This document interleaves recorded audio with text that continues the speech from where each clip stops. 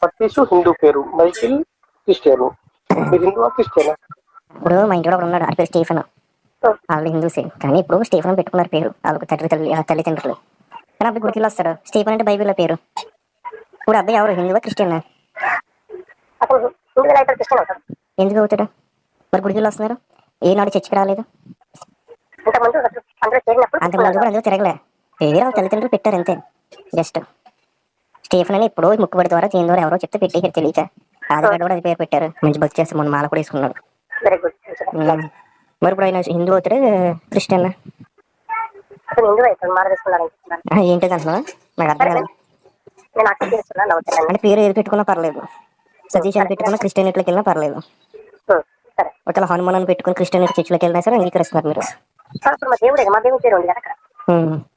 మరి ఇప్పుడు ఎందుకు నాకు ఫోన్ చేసి మీరు పేరు మార్చుకోండి అంటారు?